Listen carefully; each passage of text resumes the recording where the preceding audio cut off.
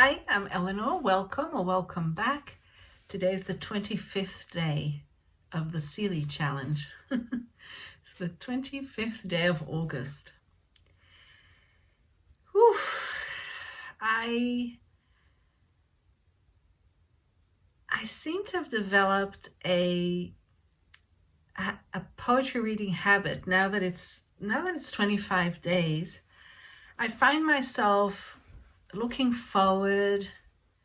Like when I wake up in the morning, I immediately, reach for the poetry book I chose the night before. I look forward to reading it in the morning with my coffee.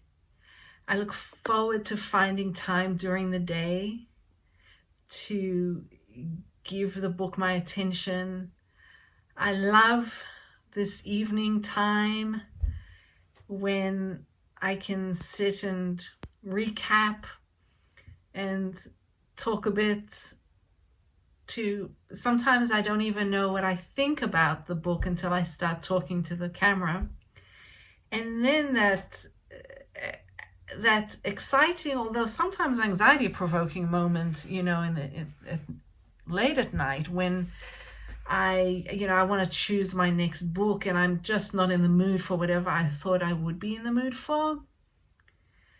There is some anxiety involved with that, but I mean, these are very, very good problems to have. It's wonderful to work on a really good habit. In our society, it's often thought to be odd or strange. People put their bodies through such rigorous training, and yet, I've just done a month of just reading a small poetry book every day, and still a lot of people think it's crazy. The world is a strange place, which brings me to Tracy K. Smith, who I read today for the first time. What an amazing, wonderful, wonderful poet. So I read Life on Mars, and that's what I'm going to be talking about, but I read it in this book. It's the selected poems that came out, I think, in 2018 or 19. It's called Eternity. I think it might be a British publication. And I wasn't sure. I saw it in a bookshop yesterday and decided to get it because I've always wanted to read her work. And I thought this is good because it's got her 4 poetry books have selected poems in here. So it's not the full book.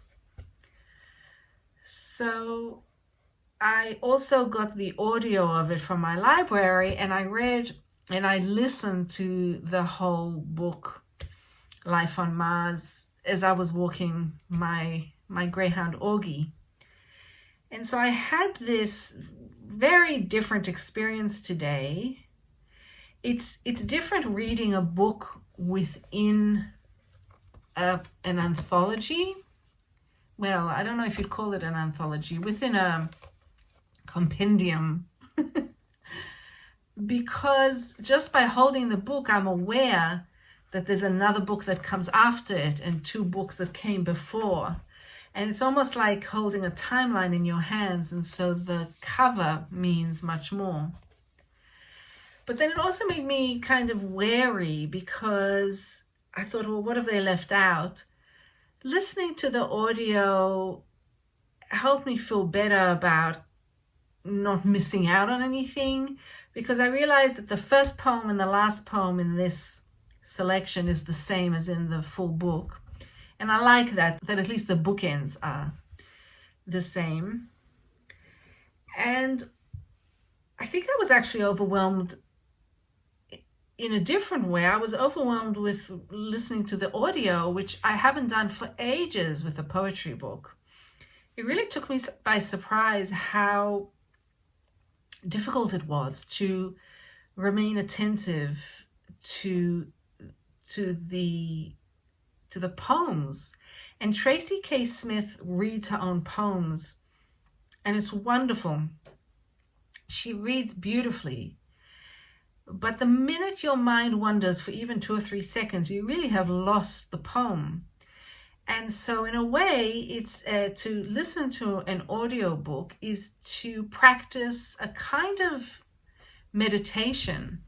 And I think that might be a good habit to get into as well, because I walk Augie so much, to also concentrate and meditate on the words of a poet in the present time is interesting. I've always found it really hard to follow poetry readings. I'm the kind of person who really needs to have the text in front of her.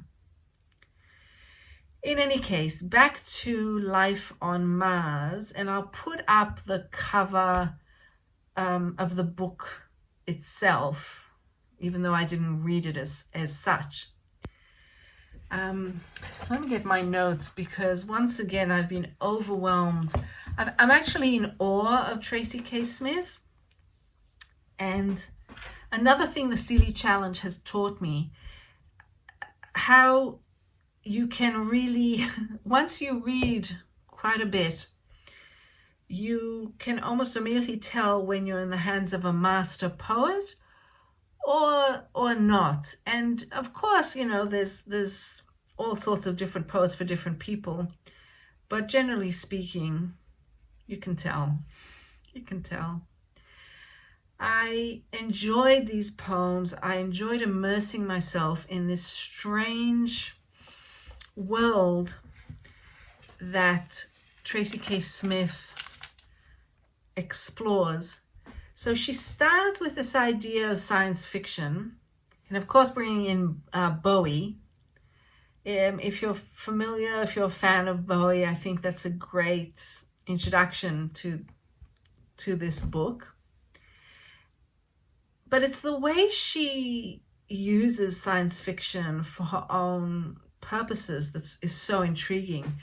So she really highlights the way science fiction is a performance as we've known it in past films and books, but I think mostly films, and how it's a construct, it's a social construct, the idea of science fiction and the idea of a future, because of course none of us know what's going to happen in the future.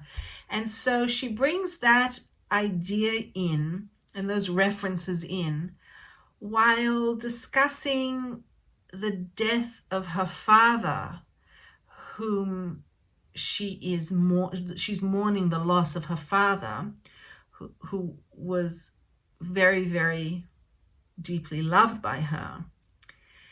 And then continuing to think about the meaning of God or religion, life and death, time and space. And it felt as if she was almost putting her hands on my face and just moving my head slightly just to see the universe just a little bit differently. Her father was a scientist who worked on the Hubble telescope, and so she makes references to that. And then she brings in other relationships, other love relationships she's had. There's a hint at pregnancy. As far as the craft, I was not aware of the craft of the poems while reading and listening to this book.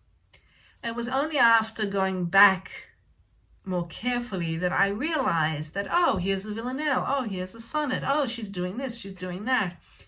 And I think that's also a mark of a great poet, that as a reader, you're not aware of everything that's going on behind the scenes. On a personal level, my favorite poems in this book are probably not the poems that a reviewer, like a professional reviewer, would prefer. I really like the personal poems about her lover or partner or husband, whoever it was. I really like those. And I very much like the way she weaves together very simple everyday experiences with wider existential themes and the universe as a whole, the meaning of life. And there's one, my very favorite poem is called The Universe as Primal Scream. And I thought I'd just read that quickly. I'm very tired, as you can tell. My eyes are closing. So the universe as primal scream. She describes the noise made by two children who live in the apartment above her. And she somehow moves from that into a discussion of the universe and really the meaning of death, the meaning of life. And then she comes back to the children and then continues further, almost like a rocket ship that's going like this and out. I love it so much, so I've decided to just read the whole thing. The universe is primal scream. 5 p.m. on the nose. They open their mouths and it rolls out, high, shrill, and metallic. First the boy, then his sister. Occasionally they both let loose at once, and I think of putting on my shoes to go up and see whether it is merely an experiment their parents have been conducting upon the good crystal, which must surely lie shattered to dust on the floor. It's just the first stanza. And, I mean, I can only imagine, 5 o'clock, they probably have to shut the TV. They probably have to, have a bath or whatever it is that they have to do, and they don't want to do it and they're shouting. But to her, it must sound like a primal scream. So the next stanza. Maybe the mother is still proud of the 4 pink lungs she nursed to such might. Perhaps if they hit the magic decibel, the whole building will lift off and will ride to glory, like Elijah. If this is it, if this is what their cries are cocked toward, let the sky pass from blue to red to molten gold to black. Let the heaven we inherit approach. Okay, so she's turning, but it's so smooth. I don't even see how she did it. Okay, next stanza.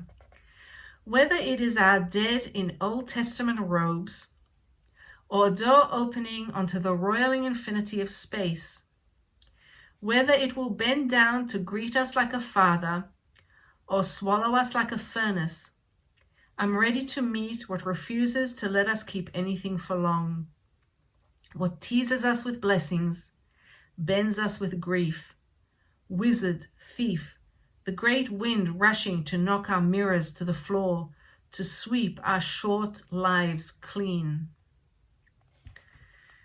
You can see she's got a certain outlook on religion. I love it. But I'll continue. How mean our racket seems beside it. My stereo on shuffle, the neighbor chopping onions through a wall, all of it just a hiccup against what may never come for us. And the kids upstairs still at it, screaming like the dawn of man, as if something they have no name for has begun to insist upon being born. See, she got the children, and she went into existential mode, and she went back to the children, and then she went push. And I'm sure I've only gotten like a third or a quarter of what can be taken from this poem. But this is an example of the wonderful work of Tracy K. Smith. It's interesting because when you read novels, you're really finding out about the characters in the stories. But when you're reading poetry books, you're really finding out about the poet. And of course, I know, all teachers will tell you, the poet isn't necessarily the speaker in the poem, blah, blah, blah. But the truth is that whatever book of poetry you pick up is a meticulous work by a poet from their heart. And with Tracy K. Smith, I feel really humbled and thankful that I'm able to find out what sort of person she is, what sort of ideas she has about death and life and time and space. And this is why, you know, the past 25 days have been really some of the happiest days I've ever had. It's really a silly challenge. It's really a fantastic thing. On that note, I have to go to sleep, but not before I choose the book for tomorrow. And I will see you tomorrow. Don't forget, the only real property is the property of the mind. And thank you for playing along. Okay, bye.